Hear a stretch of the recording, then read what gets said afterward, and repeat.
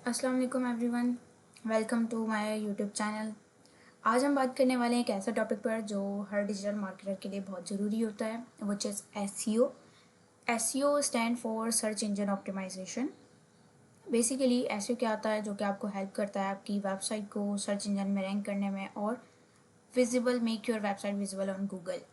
ठीक है, तो एसईओ हम किस तरह स्टार्ट करें, इसका कंप्लीट रोड मैप लेकर आई हूँ आज मैं, फ्रॉम बेसिक टू एडवांस, जो कि बिगनर्स के लिए भी है और बेसिक से लेकर आप एडवांस तक यहाँ पर सीखेंगे कि आपको किन चीज़ों पर फोकस करना है और किस तरह से स्टार्ट करना है।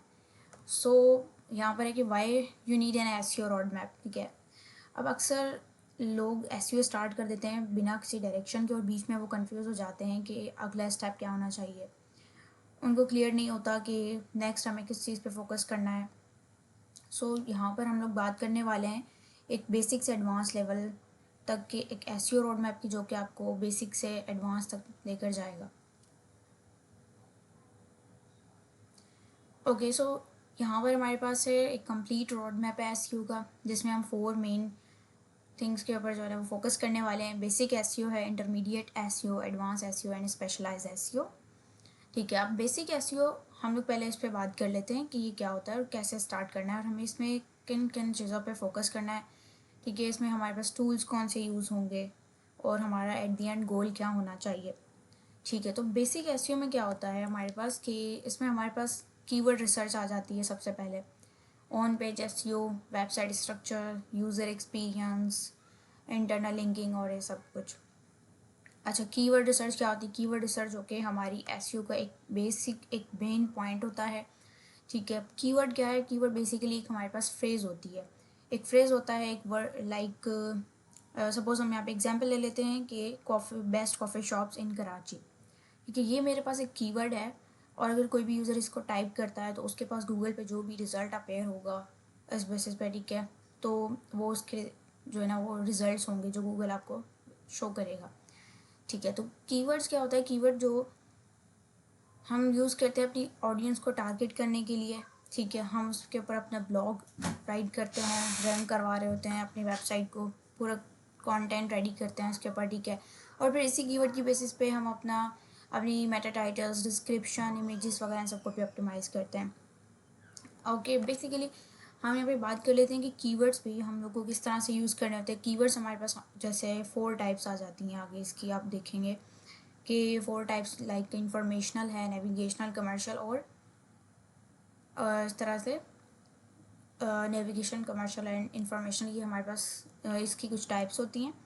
सपोज़ अगर हमारे पास मेरा बिजनेस है कि best coffee shop in Karachi, तो लाइक अगर मैं चाहती हूँ कि लोग जो है वो मेरे ब्रांड से जो है ना अवेयर हों या उन्हें पता चले कि लाइक यहाँ पे एक कॉफ़ी शॉप है।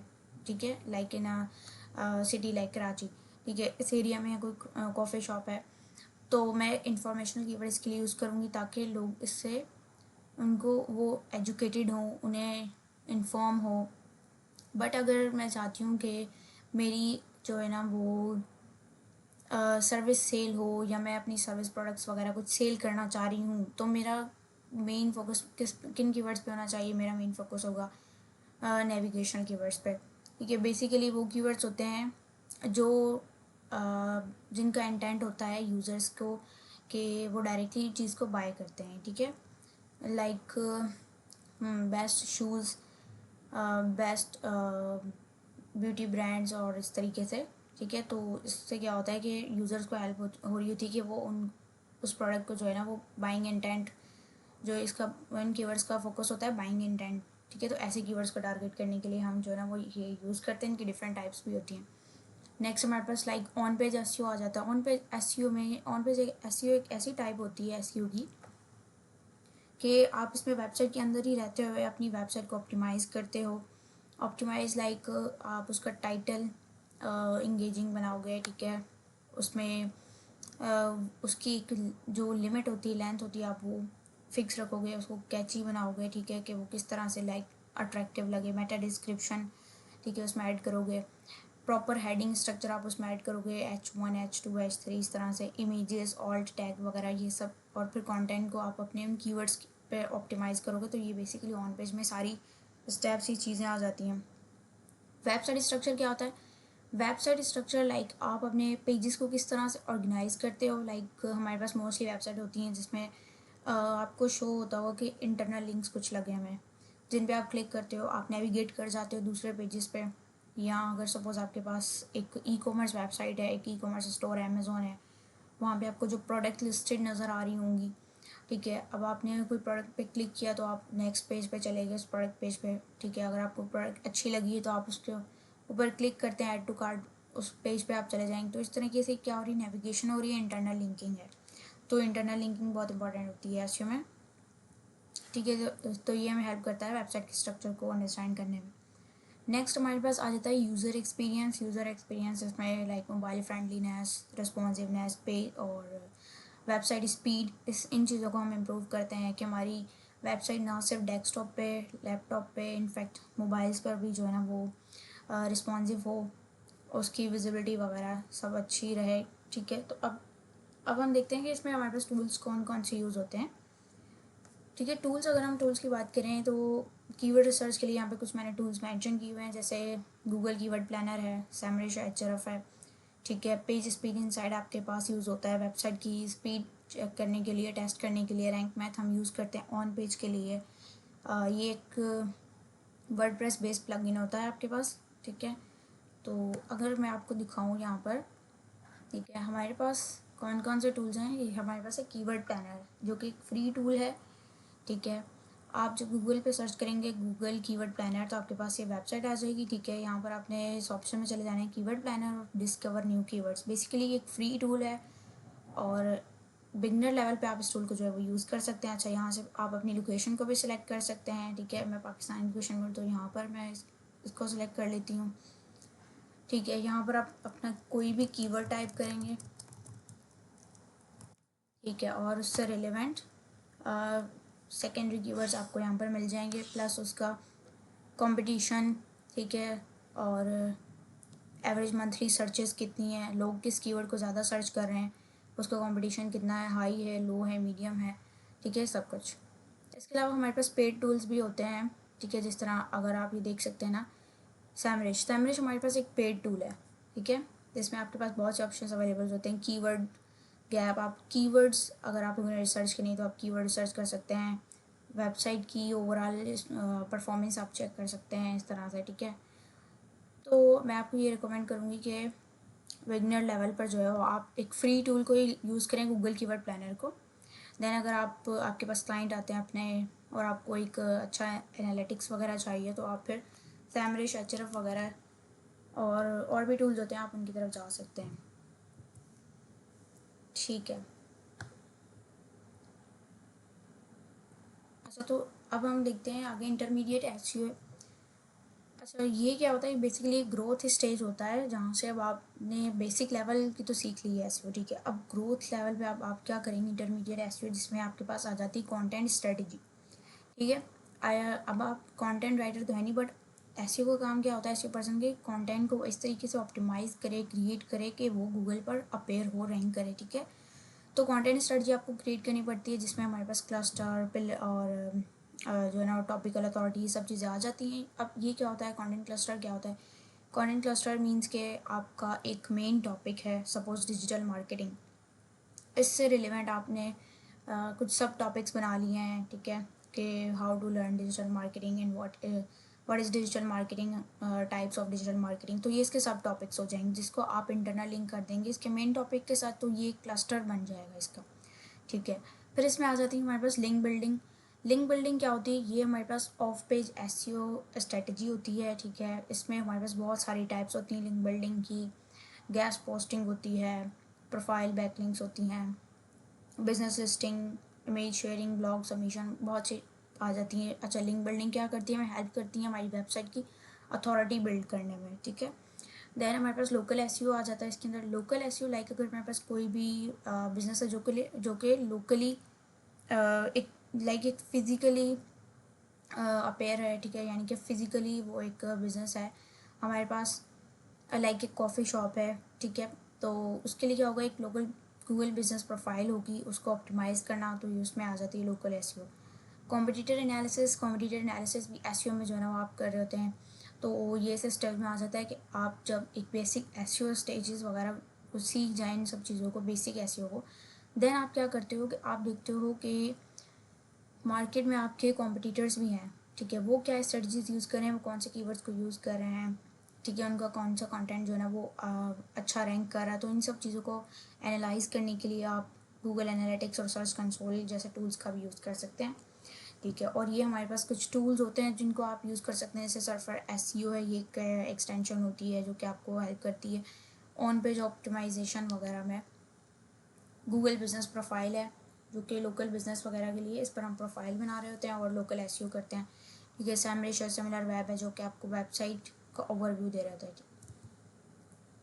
ओके, नेक्स्ट हमारे पास जो थर्ड मेन है एडवांस एसईओ है, जो कि परफॉर्मेंस स्टेज होता है, ठीक है, जिसमें हमारे पास एडवांस एसईओ में क्या क्या आ जाता है, टेक्निकल एसईओ आ जाता है, structure data, site speed optimisation, core web vitals, ठीक है। अब टेक्निकल एसईओ हमारे पास क्या होता है, टेक्निकल एसईओ में हमारे पास आ जाता है कि क्रॉलेबिलिटी, इंडेक्सिंग, कैनोनिकल टैग्स वगैरह ये सब कुछ। अच्छा, अब आपने बेसिक और इंटरमीडिएट एसईओ सीख लिए, अब टेक्निकल पार्ट में हमारे पास क्या होता है कि हमारी वेबसाइट है, अगर वो हमने वेबसाइट क्रिएट कर ली है, एसईओ भी की है, ठीक है, अब वो गूगल पे रैंक करने के लिए कैसे हमें उसे सर्च कंसोल में इंडेक्स करना होता है। अगर वो इंडेक्स नहीं हो रही है तो क्या इश्यूज़ हैं, ठीक है, क्रॉलेबिलिटी वगैरह, तो गूगल क्रॉलर उसको इंडेक्स करता है, कैसे करता है, और ये सारी चीज़ें आ जाती हैं इसके अंदर, ठीक है। यानी कि इंडेक्सिंग में जो भी इश्यूज़ होते हैं वो सब हम टेक्निकल एसईओ में यहाँ देख रहे होते हैं। नेक्स्ट हमारे पास स्ट्रक्चर डेटा। स्ट्रक्चर डेटा क्या होता है हमारे पास, इसको हम स्कीमा मार्कअप भी कहते हैं। अच्छा, स्ट्रक्चर डेटा में हमारे पास ये होता है कि यानी हमारी वेबसाइट की विजिबिलिटी को बेटर करता है गूगल में, ठीक है। स्ट्रक्चर डेटा लाइक हमारे पास जैसे गूगल ट्रांसलेटर होता है, ठीक है, यानी ये हमारी वेबसाइट को यानी ये हेल्प करता है हमारी वेबसाइट को के कंटेंट को अंडरस्टैंड करने में, ठीक है। गूगल हमारी वेबसाइट के कंटेंट को अंडरस्टैंड करे कि इसमें क्या है।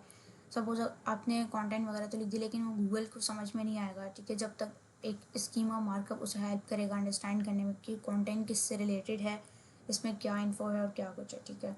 देन हमारे पास साइट स्पीड ऑप्टिमाइजेशन आ जाता है। अच्छा, अब इसमें हम अपनी वेबसाइट की स्पीड को ऑप्टिमाइज़ करते हैं कि वो फास्ट लोड हो, ठीक है, क्योंकि अगर क्या होता है कि ऐसी वेबसाइट जो स्लो लोड होती हैं तो यूज़र मोस्टली उससे क्या कर यूज़र मोस्टली जो है ना उस वेबसाइट से चले जाते हैं, वो किसी दूसरे वेबसाइट पर जो है ना जाके क्लिक करते हैं, तो इससे क्या होता है बाउंस रेट आपका इंक्रीज़ हो जाता है, यानी गूगल की नज़र में आपकी वैल्यू वेबसाइट की लो हो जाती है। तो इस तरह से आपकी रैंकिंग भी डिक्रीज़ होती रहती है और जो भी सेल वगैरह है उस पर भी इफेक्ट बहुत पड़ता है। सो इसलिए इसको भी हमने ऑप्टिमाइज़ करना होता है, एक मेन रैंकिंग फैक्टर भी होता है ये हमारे पास। देन हमारे पास कोर वेब वाइटल्स आ जाते हैं जो कि ये भी वेबसाइट की परफॉर्मेंस सिग्नल्स देते हैं गूगल को, ठीक है। अब टूल्स हमारे पास कौन कौन से होते हैं, इसमें हमारे पास स्क्रीमिंग फ्रॉग जो कि कंप्लीट टेक्निकल ऑडिट करके आपको एक रिपोर्ट देगा। देन हमारे पास स्कीमा मार्कअप जनरेटर टूल होता है for schema generator. Page speed insight tool होता है for checking website speed. Okay, अब नेक्स्ट पार्ट है हमारे पास स्पेशलाइज एसईओ, ठीक है। तो ये एक बहुत ही इंटरेस्टिंग मेन पार्ट है हमारे पास जो कि एडवांस लेवल में ये आ जाता है, ठीक है। तो एईओ है, इसके अंदर हमारे पास जीओ है, concept AI in SEO and e commerce. हम बात कर लेते हैं एईओ की सबसे पहले। अब एईओ का मतलब क्या होता है, एईओ मीन्स के आंसर इंजन ऑप्टिमाइजेशन। ये एक एडवांस फॉर्म है एसईओ की जिसमें हम अपने कंटेंट को इस तरह से डिज़ाइन करते हैं कि एआई और सर्च इंजन डायरेक्टली जो है ना वो उसे आंसर के तौर पे आंसर की फॉर्म में यूज़ करे, ठीक है। जैसे कि एग्जांपल है कि कोई सर्च करता है कि बेस्ट कॉफ़ी फॉर बिगिनर्स, तो अगर आपके ब्लॉग में इसका प्रॉपरली एक स्ट्रक्चर आंसर होगा ना तो आपका ब्लॉग गूगल में रैंक करने लग जाएगा, ठीक है। तो यानी एईओ के लिए आप क्या कर सकते हैं कि एईओ के लिए जो है ना वो आप अपने ब्लॉग को इस तरह से ऑप्टिमाइज़ कर सकते हैं, आप उसमें स्कीमा मार्कअप ऐड करके एफएक्यूज फॉर्मेट और क्लियर हेडिंग वगैरह जो है वो ऐड करके, ताकि आपके कंटेंट में एग्जैक्ट जो क्वेश्चन पूछ रहा है यूज़र गूगल में तो उसका एग्जैक्ट आंसर हो, ठीक है, ताकि आपका ब्लॉग रैंकिंग में आ जाए, ठीक है। नेक्स्ट हमारे पास होता है जियो। अच्छा, जियो मीन्स ग्लोबल एसईओ।